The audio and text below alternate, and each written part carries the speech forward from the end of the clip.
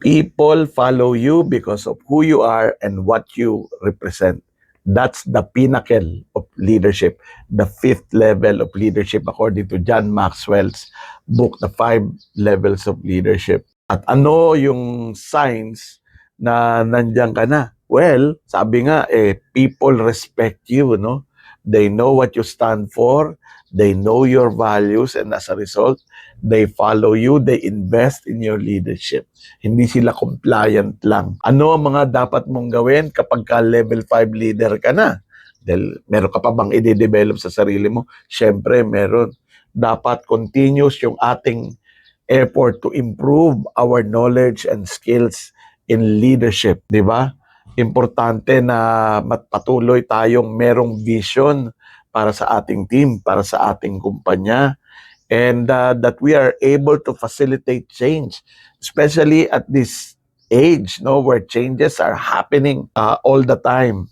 And dahil dyan, importante na mataas ang ating level of strategic thinking. Ano yung mga signs na nagplato ka o hindi ka na nag-grow dahil level 5 ka na? Complacency. Oo, marami akong mga nakikitang mga managers na feeling nila level 5 na sila. Hindi na sila interesado sa self-development. Sinasabi nila, alam ko na lahat yan. Di ba? And when leaders start thinking that they don't need to grow anymore, they lose the respect of people. Di ba? And when you lose the respect of the people you lead, you know where you go back to, hindi level 4, you go back to level 1 leadership. Ang layo ng talon, ano? Kapag ka nawala yung respeto sa iyo ng yung mga tao at nagkakaroon ng disconnect between you and them. So, wala na yung level 2. Balik ka sa level 1. So, importante to be able to sustain your level 5 leadership by continually growing. Dapat meron tayong growth mindset.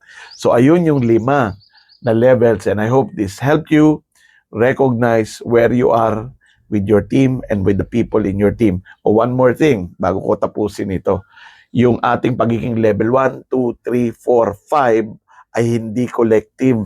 We need to work our way up with each person in our team. Hindi lang dun sa paborito nating team members, but everyone in our team. So sana maging successful tayo in our leadership development journey at magkita-kita tayo dun sa level 5 leadership.